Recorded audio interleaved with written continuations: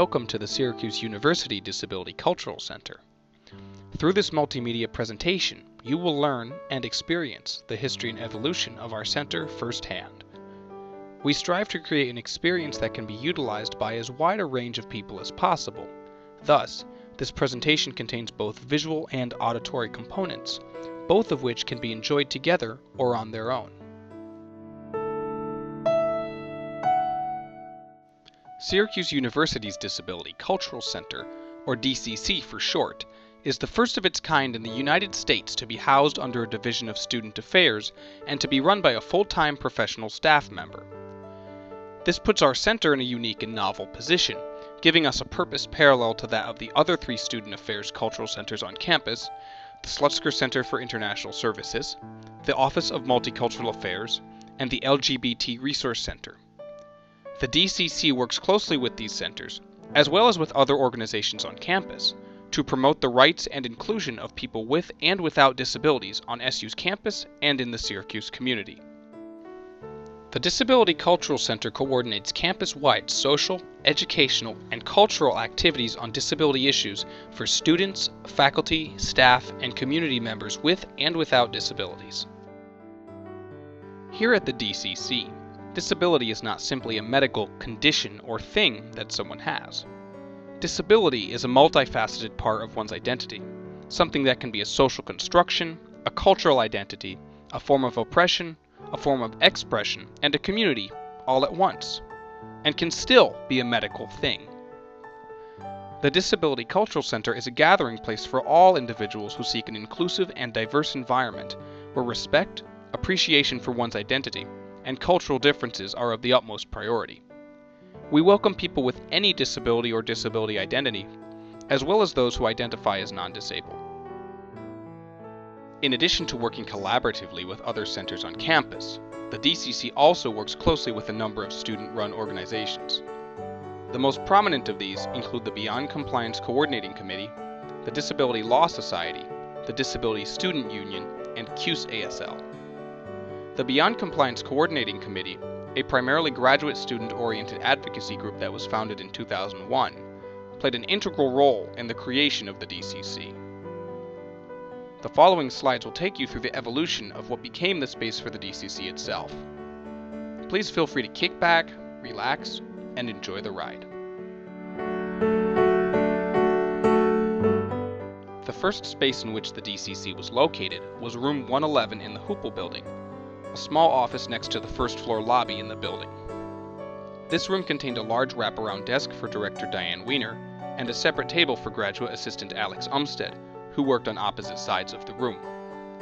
Both Diane and Alex's workstation computers were located in this space, along with chairs, a closet, wall shelves, and a filing cabinet. Although the space was small, it was homey and comfortable. Currently, Hoople Room 111 serves as the office for the Peer-to-Peer project under the Tayshoff Center for Inclusive Higher Education. The current location of the DCC, Hoople Building Room 105, was originally a classroom.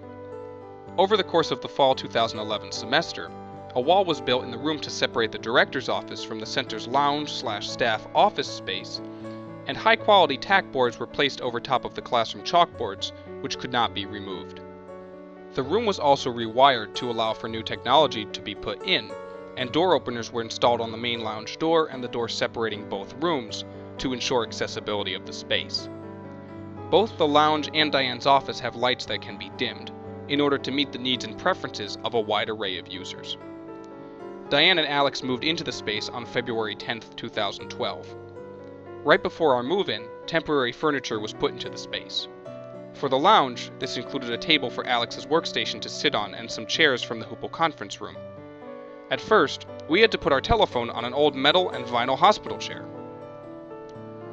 Over the course of the next few weeks, we began decorating the tack boards and space outside the lounge with flyers for events, organizations, and activities on campus.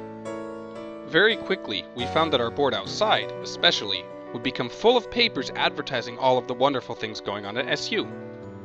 As we are committed to universal design, we make sure that all materials we produce are available in electronic, screen reader-friendly formats, and, whenever possible, in Braille.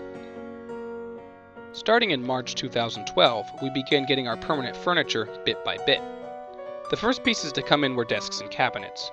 On both sides of the lounge, near the entrance to the director's office, are desks for the DCC graduate assistant and other staff members.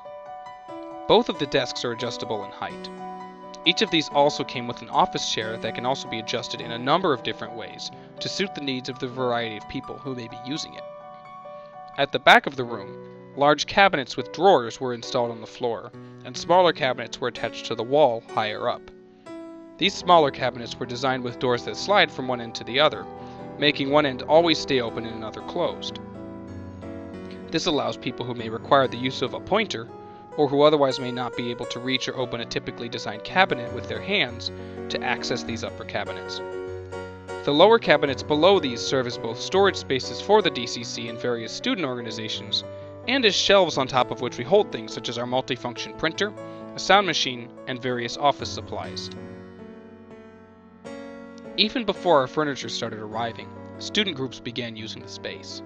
Having desks, computers, and chill space available makes the DCC an attractive location for anyone looking to hold a small meeting, get work done, or simply hang out. By April 2012, the creation of the physical space was almost complete when our sectional couch and ottoman arrived. We deliberately chose a couch design that was modular and made out of hypoallergenic material. During the summer, a new media cabinet was put in, which holds our selection of VHS tapes and DVDs. Our media library includes everything from recordings of lectures, to old issues of disability culture magazines, to episodes of popular shows and movies, all of which involve disability in some way.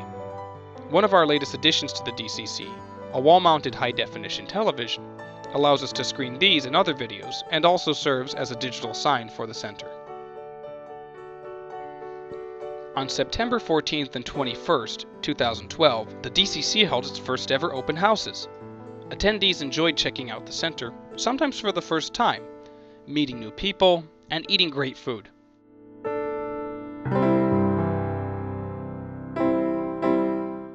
There are a number of great new events that we have planned for the upcoming academic year. Here's a sampling of a few of them. For the fall 2012 semester, we have Part 1 of a creative writing series called Disability as Ways of Knowing, a series of creative writing conversations with author and disability activist Ann Finger. A follow-up to our successful symposium from last year, Disability Culture, Faith, and Secularism, bringing in special guest Reverend Dr. Kirk Van Gilder, Assistant Professor of Religion at Gallaudet University, and a mixer event on disability in international contexts, co-sponsored with the Slutzker Center for International Services. For the spring 2013 semester, we have Fantastic, Heroic, Disabled, Cripping the Comic Con, tentatively scheduled for April 2013, Part 2 of Disability as Ways of Knowing, a series of creative writing conversations, a film series co-sponsored with the other 3 cultural centers on campus, a follow-up to Orangeability, a popular wheelchair basketball game and inclusive sports exhibition that took place in March 2011, and scheduled tentatively for summer 2013, the National Symposium on Neurodiversity, a conference series at SU that seeks to promote academic inquiry into neurodiversity as a concept and social movement. Here at the DCC, we always enjoy connecting with people on and off campus. If you would like more information, please visit our website at sudcc.syr.edu or call us at 315-443-4486. We hope you enjoyed this presentation.